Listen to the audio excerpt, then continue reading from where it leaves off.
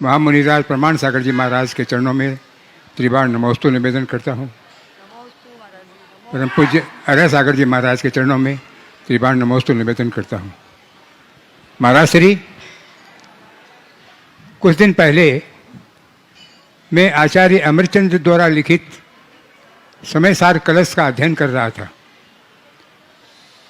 उस ग्रंथ में पाप और पुण्य के बारे में एक बहुत ही विचित्र गाथा मैंने पढ़ी। उसके बारे में मुझे कुछ शंका हुई, तो मैं उसी शंका का समाधान आपसे चाहता हूँ। पहले मैं गाथा पढ़ के सुनाता हूँ आपको। उस गाथा में लिखा है, एको दुरात त्यजति मदिराम ब्राह्मणत्व अभिमानात्। एको दुरात त्यजति मदिराम ब्राह्मणत्व अभिमानात्, अन्य स्वयं अहमिति स्नाति नित्यम तयेव। दो अपि एतो उदरात निर्गतो शूद्रिकाया शूद्रो अपि च भ्रमति संसारे जाति भेद भ्रमेण। गाथा में महाराज जी लिखा है कि एक शूद्र स्त्री के दो पुत्र पैदा हुए, एक साथ दो पुत्र पैदा हुए। एक पुत्र को ब्राह्मण ले गया, और जिसको ब्राह्मण ले गया वह कहता था कि मैं तो ब्राह्मण हूँ, मैं शराब को कैसे पी सकता हूँ, मैं शराब को हाथ ही नहीं लगाऊंगा। और दूसरा जो शूद्र स्त्री के घर में रहता था, वह दिन रात शराबी पीता रहता था, जैसे लगता हो कि शराब में स्नान कर रहा हो। दोनों ही ब्राह्मण, दोनों ही शूद्र थे, किंतु दोनों ही जाति भेद के भ्रम से संसार में भ्रमण कर रहे थे। एक तो बोलता था कि मैं ब्राह्मण हूँ, एक बोलता था कि मैं शूद्र हूँ, हालांकि दोनों ही शूद्र है। तो जो ब्राह्मण है उसको हम लोग कहते हैं, उसको महाराज जी कहता है वह पुण्य है, और जो शूद्र है वह पाप है। तो दोनों को ही एक शूद्र स्त्री के पुत्र बताए गए। तो महाराज श्री, ये समझ में नहीं आया कि पाप और पुण्य एक साथ कैसे हो सकते हैं, जबकि हम पुण्य के कारण से ही हम मोक्ष में जा सकते हैं। पुण्य के कारण से ही अरिहंत भगवान बनते हैं। पुण्य फला अरिहंता बोलते हैं कि पुण्य फला अरिहंता, पुण्य के कारण से ही मुनि महाराज बनते हैं। तो पुण्य और पाप एक साथ एक ही शूद्र स्त्री के पुत्र, शूद्र स्त्री के पुरुष लोग भी कैसे हुए, मेरे समझ में नहीं आया। इसका समाधान कीजिए महाराज श्री। बहुत ही अच्छा सवाल आपने किया है, और इस संदर्भ में आप बैठ जाएं, आराम से वहीं बैठ जाएं। मेरे समझ में ये जो बात कही गई, यदि इसके पीछे छिपे आशय को हम समझ लें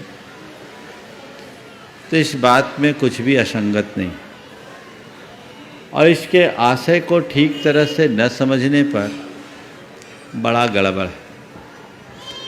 यहाँ एक शूद्र स्त्री के दो पुत्र के रूप में पुण्य और पाप को निरूपित किया गया है। ये बात यथार्थ है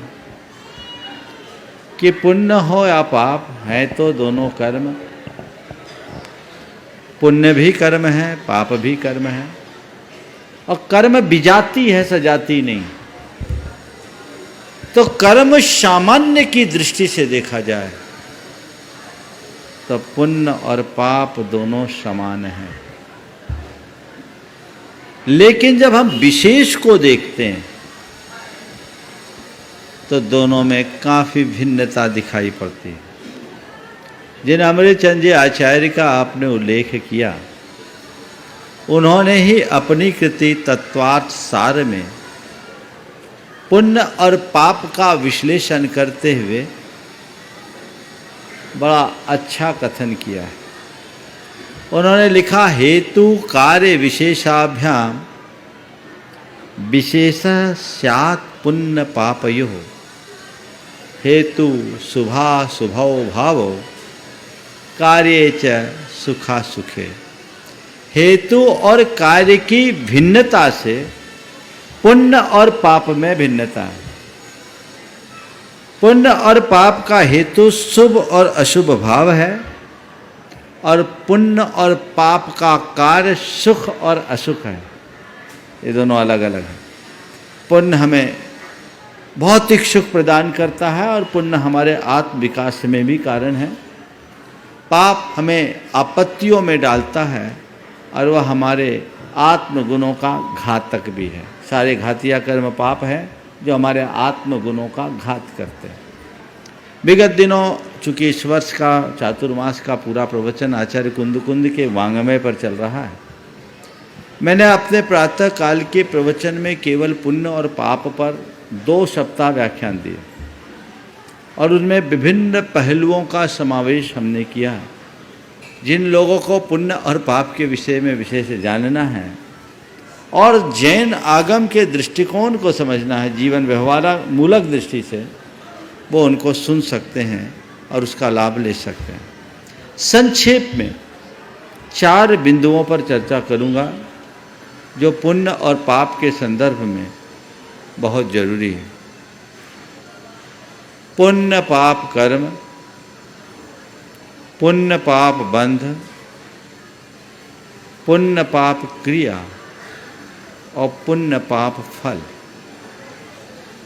इन 4 बिंदुओं पर ध्यान दें।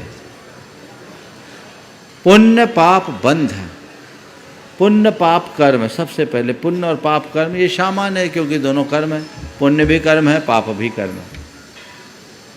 पुण्य पाप बंध का जहां तक सवाल है तो पुण्य विशुद्धि से बंधता है और पाप संक्लेश से। मोक्ष मार्ग उत्तरोत्तर भाव विशुद्धि का नाम है। हमारे गुणस्थानों की हमारे गुणस्थानों की विशुद्धि जो जो बढ़ती है तो हमारे पुण्य की वृद्धि होती है, पुण्य का बंध होता ही है, क्योंकि विशुद्धि है इसी का नाम। साताधिक शुभ कर्मों के बंध योग परिणाम को विशुद्धि कहते हैं। हम न चाहें तो भी पुण्य बंधेगा ही बंधेगा।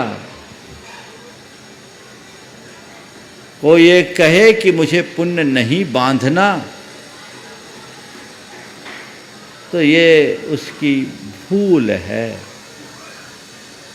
तुम न चाहोगे तो भी पुण्य तो बंधेगा ही। छपक श्रेणी में आरूढ़ मुनिराज भी, जिन्हें अंतर मुहूर्त के उपरांत केवल ज्ञान होना है, वे भी हर पल उत्तरोत्तर अनंत गुनी विशुद्धि के बल पर पुण्य का बंध करते ही जाते हैं और सर्वोत्कृष्ट पुण्य का बंध 10वें गुणस्थान के अंतिम समय में करते हैं, तब केवल ज्ञान होता है। तो पुण्य पाप बंध, विशुद्धि होगी, पुण्य बंधेगा, संक्लेश होगा, पाप कोई रोक नहीं सकता। और मोक्ष मार्ग में वो उपदेश विशुद्धि को अपनाने का है, संक्लेश से बचने का है ना। तो हम अपने आप को विशुद्ध बना ले, विशुद्धि से तो पुण्य बंधेगा, तो संक्लेश करके पाप बांध लो। हमें पुण्य नहीं चाहिए, ठीक है नहीं चाहिए, लेकिन वो आ रहा है, तुम उसकी तरफ देखो मत, वो आएगा, वो बंधेगा। तुम्हारे चाहने न चाहने से कुछ नहीं होगा, पुण्य बंधेगा तो बंधेगा। समझ गए? अब पुण्य पाप क्रिया, पुण्य पाप कर्म दोनों समान है। पुण्य बंध से बचने में हमारा कोई पुरुषार्थ नहीं। अगर हम कोई पुरुषार्थ करते हैं तो पाप बंध के भागी होंगे, इसलिए पुण्य के बंध से मत डरना। पुण्य तुम्हारे लिए कहीं नुकसान पहुंचाएगा ही नहीं। एक सिद्धांत की बात इसमें और बोलता हूं। आगम में धवला में एक प्रसंग आया कि अयोग केवली के जीवन में पुण्य का सर्वोत्कृष्ट अनुभाग बंध क्यों? साता वेदनी का कहा, रे जब उन्होंने मोहनी कर्म का क्षय कर दिया, बाद में समुद्घात कर दिया, सब कर्मों की स्थिति को गला दिया, तो थोड़ा पुण्य को भी गला देते। तो क्या उत्तर दिया? बड़ा मनोवैज्ञानिक उत्तर दिया। उन्होंने कहा, सम्मा दिट्ठी पसत्थ कम्मान अनुभागम न हनदी, कि सम्यक दृष्टि जीव पुण्य कर्मों का घात नहीं करता। क्यों नहीं करता?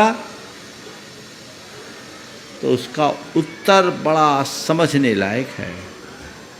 उन्होंने कहा कि पुण्य का घात करने के लिए संक्लेश चाहिए। क्या चाहिए? अब पुण्य का घात करने के लिए संक्लेश चाहिए। जब संक्लेश करोगे तो पुण्य का घात होगा, तो इधर पुण्य का घात होगा, पाप का बंध होगा। ऐसा कौन सम्यक दृष्टि चाहेगा कि पुण्य का घात करने के लिए पाप का बंध करे? नहीं। इसलिए आखिरी समय तक पुण्य हमारे साथ जुड़ा रहता। बंध जहाँ तक होता सत्ता में भी पड़ा रहता, उसे हाथ नहीं लगाया जाता है। वो तो जली हुई रस्सी के समान अपने आप चला जाता है। पाप को काटना पड़ता है, पुण्य अपने आप चला जाता है।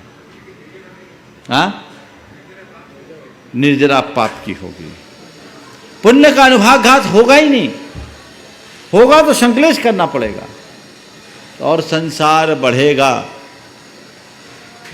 अब तीसरी बात, चौथी बात, पुण्य पाप फल, पुण्य पाप क्रिया। तीसरी बात, पुण्य और पाप की क्रिया को कभी समान मत मानना।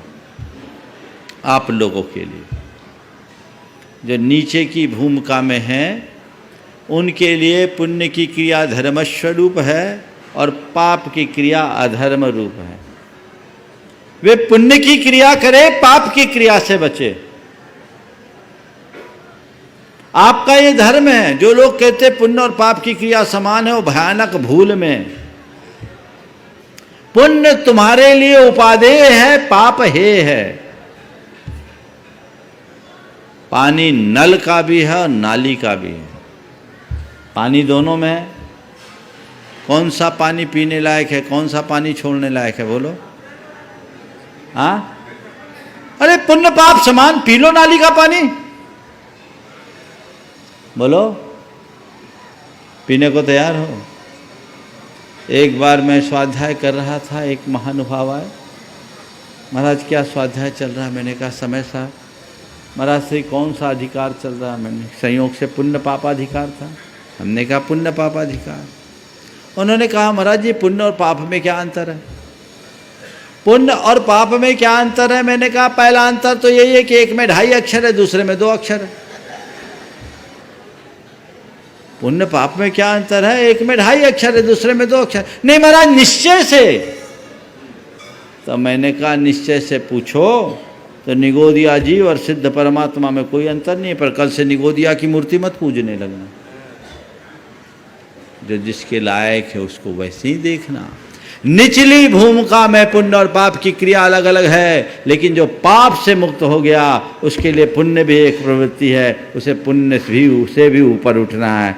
आत्मा में डूब जाने वाले के लिए पुण्य और पाप की क्रिया समान है, और नीचे की भूमिका में जीने वाले के लिए पाप हेय है, पुण्य उपादेय है।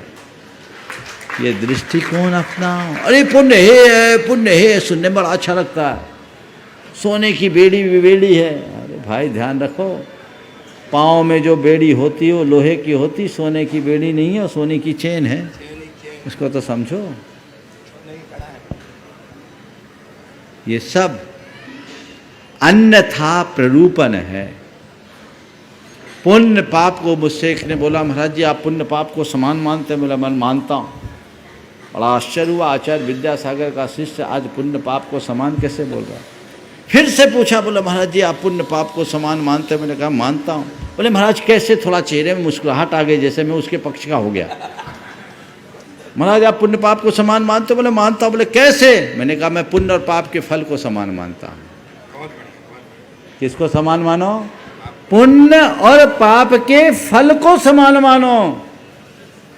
जैसे पाप की प्रवृत्ति को त्यागा जाता है, वैसे ही पुण्य के फल को भी त्यागना चाहिए, तभी मोक्ष मार्ग बनेगा। पुण्य के फल को भोगोगे तो और पाप के भागी बनोगे। तो समान मानना है। तुम्हारा कोई तिलक करे और तुम्हें कोई गाली दे, दोनों को सम्मानो, ये है हमारा धर्म। कोई तुम्हारा सत्कार करे, कोई तुम्हें दुत्कारे, दोनों में समता रखो, ये है धर्म। चाहे अमीरी हो या गरीबी, दोनों में समभाव रखो, ये है धर्म। जैसे पाप के फल को त्यागते हो, पाप की क्रिया को त्यागते हो, वैसे ही पुण्य के फल का भी परित्याग करो, ये है तुम्हारा धर्म। तो पुण्य और पाप के संदर्भ में अगर ये दृष्टिकोण अपना के रखें तो कहीं किसी प्रकार की भ्रांति नहीं होगी। मैं समझता हूँ पंडित जी के निमित्त से संक्षेप में आज आप सब लोगों को इस विषय में काफ़ी कुछ क्लियर हो गया होगा। आपका कंसेप्ट क्लियर हो गया ना? तो थोड़ा जोरदार तो ठोको।